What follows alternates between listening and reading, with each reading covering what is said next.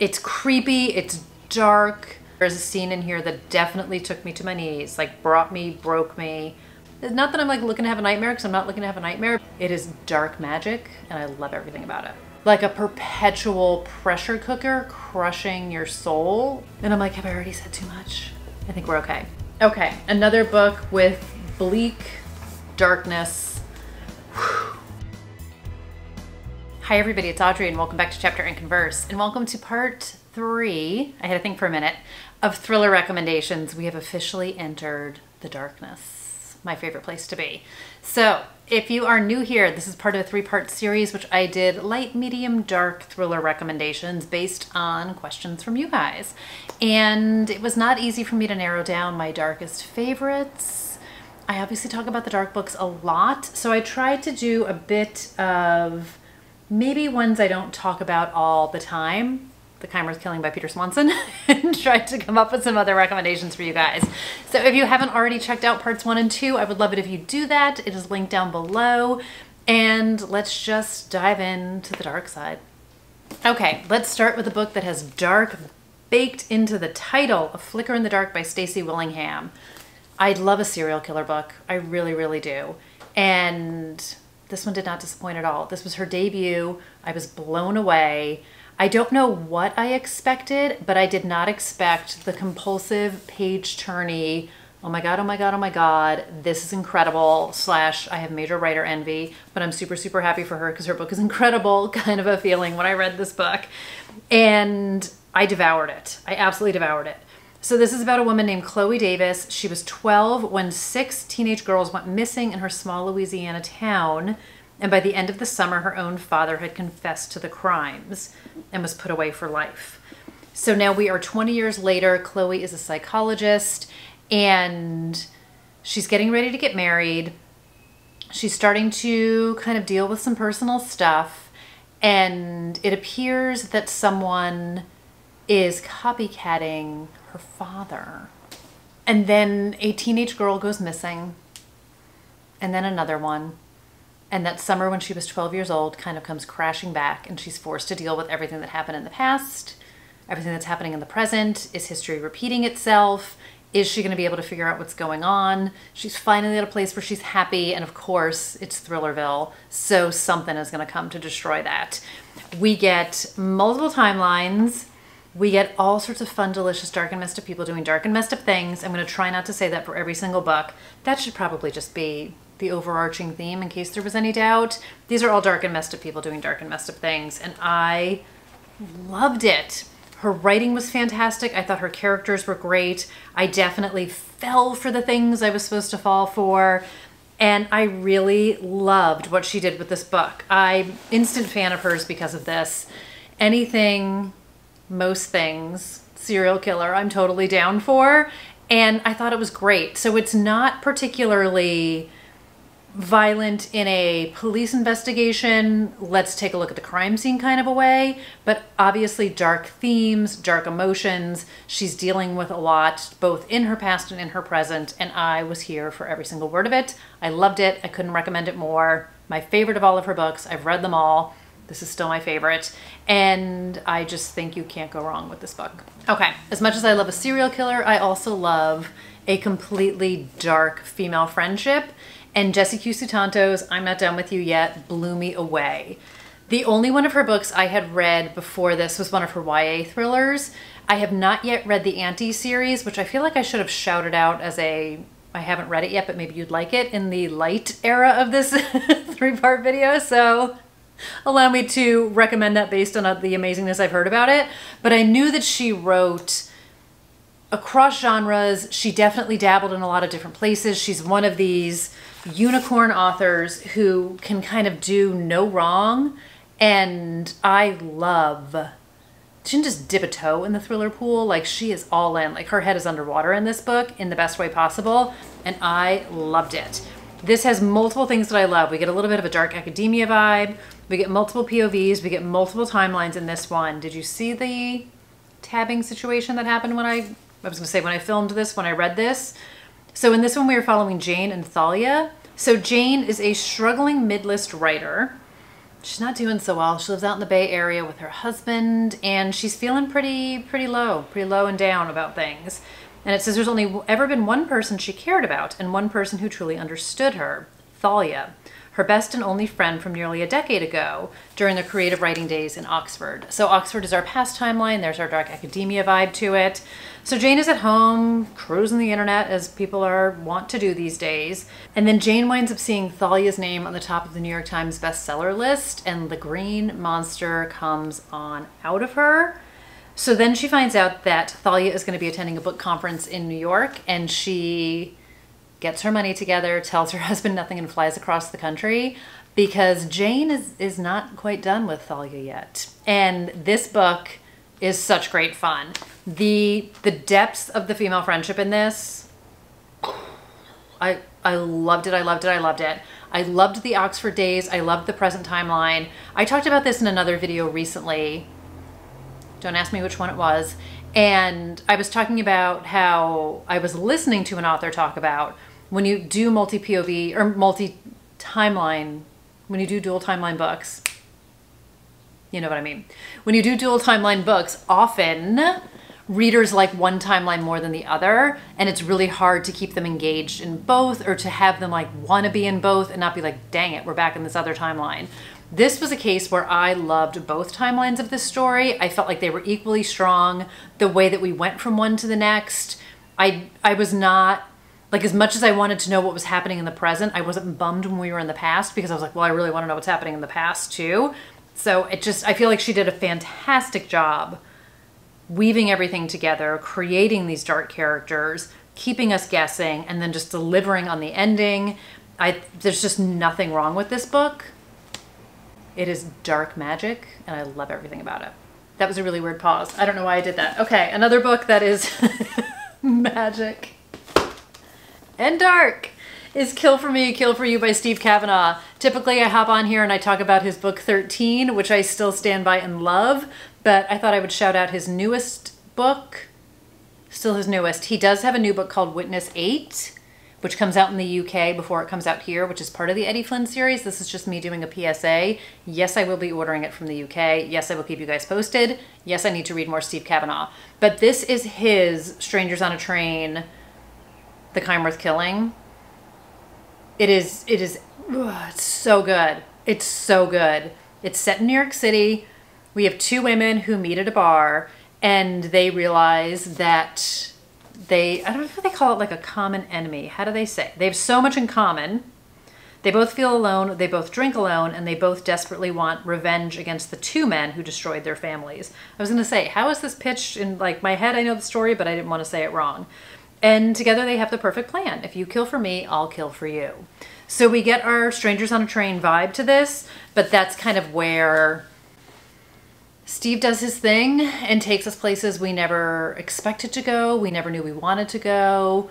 We never really thought we could go. I fell into a trap with this book with being so well versed in A Crime Worth Killing by Peter Swanson and loving that book to pieces. I, in my head, was like, oh, well, this is what's going to happen next. Or this is the character we're going to meet. Or this is what this character is going to do. And we were at a point in the book where obviously that thing didn't happen because it's not based on that book, and where would be the fun in that? And then I was like, oh yeah, that's right. I'm reading a completely different book and I need to just buckle up because I have no idea where he's going to take me. He took me all over the place and then some, and I loved it. I loved it. It's creepy. It's dark. There could be like a nightmare-inducing moment to it, which... Not that I'm like looking to have a nightmare, because I'm not looking to have a nightmare, but it definitely elevates a book for me where I'm like, wow, you really got in my head. You really, really got in my head with this one. And again, I think know nothing else other than that and dive on in. We get the, like I said, the two POVs, just lots of mad darkness. Everywhere. Everywhere. Everywhere. Okay, another book with bleak darkness. Whew. All Good People Here by Ashley Flowers. This is one of those books where, again, I thought I knew. I thought I was well-versed. I thought my expectations were aligned. And she really took me places again, I wasn't expecting to go, didn't see coming, and had certain expectations completely, what's the word I'm looking for? Subverted in all the best ways. I was here for it. So amongst many, many things, Ashley is one of the creators of Crime Junkie. So she is very well known for her true crime podcast, and that vibe is very much woven into here. So the expertise level is really strong. And it says, you can't ever know for sure what happens behind closed doors. This is set in Indiana, and everybody remembers the infamous case of January Jacobs, who was discovered in a ditch hours after her family awoke to find her gone. Margot was all of 6 at the time, the same age as January, and they were next door neighbors. So now it's 20 years later, Margot's moved away. She's a big city journalist, but she is forced to return home to help her uncle. And she has always been haunted by this feeling of, it could have been me. Again, same age as her, next door neighbor. She was right there. And she's always been haunted by this feeling. And now she is returning home, and there is a similar missing persons case that has happened. So no one was ever convicted in the first case. It's been cold, it's been unsolved. And now that we're getting a second case, obviously questions are starting to arise, and Margot's personal connection to it, plus her journalism background, are drawing her in. And we've got small town vibes. We've got a lot of people hiding things. And it's really, really good. It's really, really good. And I definitely feel like, again, I don't want to say anything more. And I'm like, have I already said too much? I think we're okay. But we do get multiple POVs. We do get multiple timelines. I love a small town vibe. I love a reluctant return home. I love a true crime vibe to it. And I love the not knowing. And even though she's a journalist, she is a bit of an amateur detective going into things. The danger is there. She knows it, but she's kind of unrelenting. She is strong-willed, and I love that about her. And we see what happens.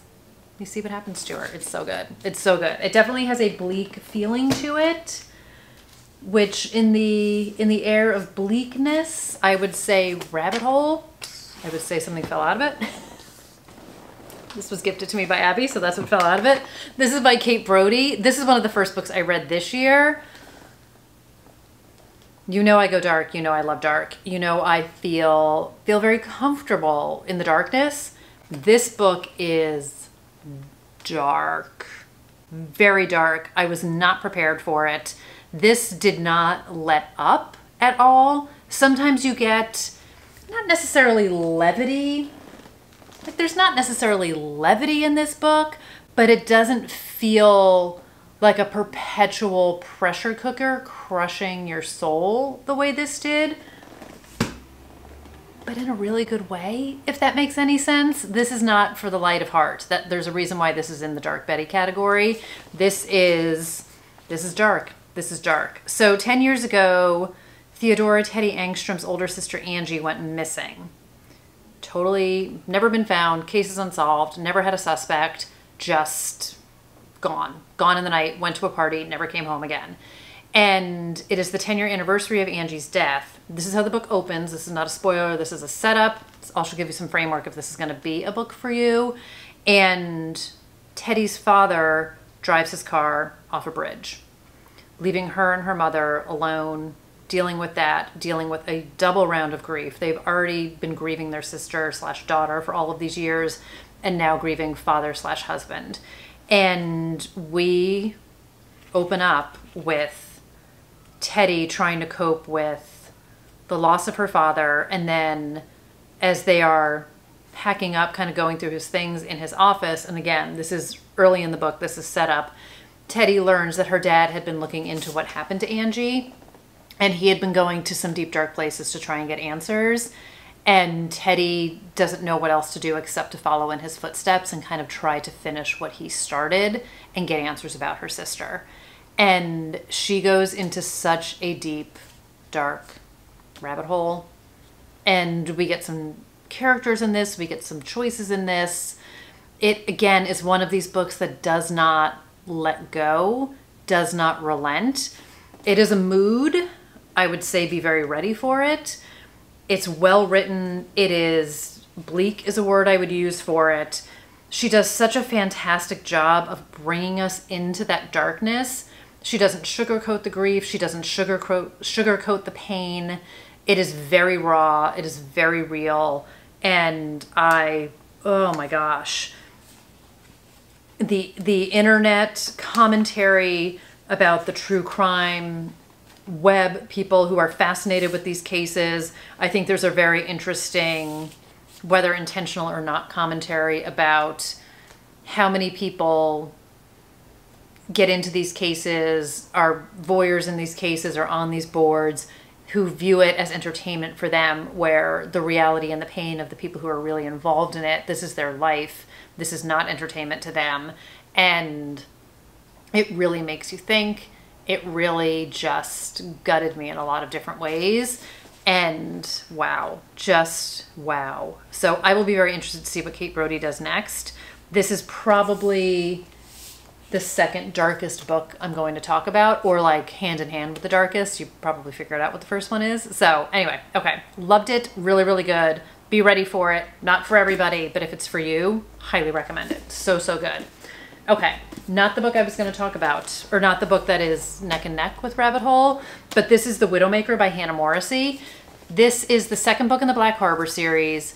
She herself will tell you you can read them in any order. They are connected through the town of Black Harbor, so very much like a Dublin Murder Squad vibe to it. And then there is one character who is connected through the books. He makes appearances in all of the books, but in different ways is not the right...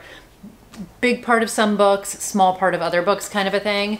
So you are getting one connected character, but if you read this after another one or before another one, it's totally fine. But anyway, let's talk about The Widowmaker. So this is the second book in the series, Hello Transcribers, book number 1, which is also very dark, but I feel like I also talk about that book a lot and wanted to shout out The Widowmaker a bit more. In this one, we are following Hazel. No, Hazel is in Hello Transcriber. Okay, in this book we are following Morgan and Ryan Hudson. And I always remember Ryan Hudson because that's the guy on Nancy Drew. But anyway, we're following Morgan in this book. She is a photographer. She is from Black Harbor. She left and moved to Chicago for a little bit, but she is back in town. And she is doing family portraits for the Reynolds family, who is like the rich and fabulous family in this town. So Black Harbor kind of has two sides to it. We have the very dark, bleak side of Black Harbor, and then we have the side where there is some money, which we don't explore that side in Hello Transcriber, so we get a whole different side of the town in this, which I totally love. And then Ryan Hudson is a detective in the Black Harbor Police Department. So 20 years ago, Clive Reynolds disappeared along with his car, which was known as the Widowmaker. And it says murder and mystery have become synonymous with the Reynolds family. And Morgan is, like I said, she's photographing their family portraits for Christmas. So this is a holiday book, but you can read it any old time you want. But I feel like in the summer, it's nice to read a cold book to kind of chill out to. Or if you don't live in this part of the world, your winter is my summer and vice versa. So it'll be perfect for you. And she winds up getting kind of involved in what happened all of those years ago. And then Ryan is investigating a murder and sort of a connection between a present day murder and the past Reynolds case, and they wind up connecting through things. So the darkness comes in not just in the murder itself. We have darkness within our characters. Like I said, Black Harbor itself is kind of a very desperate, dark town. And Hannah Morrissey, I was listening to an interview with her, because of course I was, and she was talking about writing this book, and she really took it dark. And I don't know if it was, I think it was her editor rather than her agent who was like, we're going to need to pull this back a little bit and pump the brakes. So she did keep in some definite dark elements to this book, and I really loved it. I really, really do. I do love the dark and messed up family. There's a lot about grief and pain in this. There is a scene in here that definitely took me to my knees, like broke me. Really, really well done. Really, really beautifully written. Hannah Morrissey herself, some backstory. She was a police transcriber, and that is how she met her husband, who is an investigator and a detective. And there's so much authenticity on the page in her books. So even though we don't get the police transcriber vibe in this one, what she brings to the page in terms of the police perspective, the investigation perspective, and again, moments of just bleakness and darkness and desperation in her characters. I think she does a great job of humanizing people, of making you root for them, of showing you the darker side of them. Her characters are very complex. Her characters are not always doing... I always love it when people are like, I would never do that when you're talking about a book. I would like to think I wouldn't do, make some of the decisions the characters make in some of these books, but you never know what you're going to do. But do they always do the thing that might be the likable thing? I don't know, but people are just doing their best. Most of us are out here just doing our best. And I really loved it. So I think it was such a strong follow-up to the first book.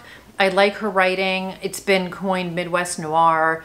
There definitely is just an overarching darkness to all of her books. I'm excited to see what else is coming from her. So she is going to do another Black Harbor book, and then she's doing I think that's like the reverse order. I think the non-Black Harbor book comes out first, and then we go back to Black Harbor. But either way, she has 3 books out now, and I just think she's such a fantastic author, and I just love her perspective and her writing style, and again, her characters. And I love a book which... I was going to say, I should save this to the end, but just like super quickly. I love a book that isn't just happy ending wrapped up in a bow and doesn't just give you that like end of the hour happy ending TV show kind of a vibe.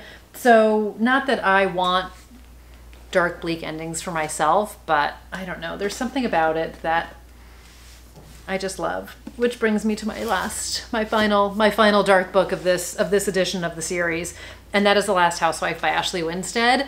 So I was talking to some people that I work with. I had mentioned this in a different video. When I went on my work trip, I happily discovered some of my coworkers are fellow dark and messed up thriller readers just like me. So we were exchanging book ideas and titles and talking about different stories. And one of my work friends, we were on a call the other day, and she was like, I'm halfway through In My Dreams I Hold a Knife. Oh my God, she had not read any Ashley Winstead. And I was like, okay, you need to let me know where you're at when you're done. And then we need to talk about Midnight is the Darkest Hour and The Last Housewife. She is a diehard Jennifer Hillier Jar of Hearts fan. So I feel like, which obviously belongs on this list, I feel like The Last Housewife, I was like, I think you can do it. I think you can do it. But you need to know it is super dark and it's not for everybody. But my girl Jennifer's back here. Jar of Hearts is another dark, messed up masterpiece. But we're here to talk about Ashley. The Last Housewife was an experience. I talked about rereading this last year, and I didn't get there for whatever reason, but I'm really looking forward to revisiting this book. This is heavy. This is a book that I really wanted to binge, but I needed to take breaks from because of the weightiness of this book. Her writing is fantastic, her settings, her characters. There is nothing she can't do in my book. I cannot wait to see what she comes up with next, but we're not here for that. In this one, we are following Shay Evans. She met 2 of her best friends. She was in college in New York, kind of a Sarah Lawrence cult-inspired book. And they got involved in a bit of a cult when they were in college. And when they graduated, they swore they would never go back. And we fast forward 10 years, 8 years. I love when it's not like an exact 10 years, 15 years, 20 years, 8 years. We fast forward 8 years. And Shay is now down in Texas. She is married, and she is listening to her favorite true crime podcast, which is hosted by an old friend of hers, which she doesn't necessarily talk to anymore. And this is how she finds out that one of her friends from college, Laurel, was found dead on the campus of their college, which is a place they all swore they would never go back to. And Shay is convinced that she is the only person who can figure out what happened to Laurel, because she does not believe for a second that Laurel did that to herself. She believes Laurel was murdered, and she enlists the help of her true crime podcast friend, and they go to New York to figure out what's going on. We wind up getting a podcast element in here that I think is very uniquely done in how the reveals of the past are told through the podcast interviews. And Shay and Jamie are so wonderful together. The connection of like their friendship that they have, the vulnerability of Shay. She is forced to go to some very dark places in her memory about the past, and she is forced to go to some very dark places in the present. And she is committed to figuring out what happened. This book has so much power to it. There's so much rage to this. There is so much pain in this book. It makes me uncomfortable at times. Her writing is so impactful and powerful to me. One of my favorite things about Ashley, and I really feel like I need to grab Jennifer. One of the things that I think both of these women do in spades is put it all on the page. They do not hold back. They do not shy away from darkness. They do not shy away from what is ugly. They don't shy away from what might be perceived as horrifying or uncomfortable. There's such truth and power in their words and in their characters that I, with both of these books, was gobsmacked by how it just felt like every emotion these women have inside is poured into these stories and poured onto the page. The bravery that I feel, and I come at a lot of this from a writer's perspective of, wow, I wish I could pour that much of myself into a book. And I try to remind myself to be like Jennifer and be like Ashley and put all of that honesty onto the page, because I think even though nothing in my history allows me to relate to what it would be like to get involved in a cult when I was in college, the emotions, the feelings of these women, so much about their stories is very relatable to me. And I just mind blown. Again, not for everyone by a long start. That's not a phrase. By a long stretch. But again, kind of like with Rabbit Hole, kind of like with anything on this list, if you are in the market for some real darkness, if you are in the market to go to some dark places, you won't be sorry. You won't be sorry. So many of these books have such wow me endings to them. And again, I think whether it's through television or books or movies, like whatever it is, there's certain expectations we have about how things will end, what's going to happen at the end of a story, and to have that completely wrong, I love it. I love being wrong about how things are going to go, and I just loved everything about these characters. I love everything about what Ashley Winstead does. So what I started to say before and cut myself off, she does not have a book coming out in 2024, but she will have 2 books coming out next year. Again, kind of like a Jessie Q. Sutanto. I think there's nothing she can't do. She's done her thrillers, she's done her rom-coms, she has a contemporary coming out, she has another book that's gonna have more of a true crime spin to it, and I think she's just a force to be reckoned with. So I found my Last Housewife notes that are tucked in the front of this, and I said uncomfortable, cried, shocked, strong writing. I'm looking at things that are not spoilers, unapologetic, desire, ownership, strong commentary. There are trigger warnings at the beginning of this. There is a great author interview, not explanation, that's not the right thing, conversation with the author at the end of it, which just sheds so much more light on it. Don't read it till you're done.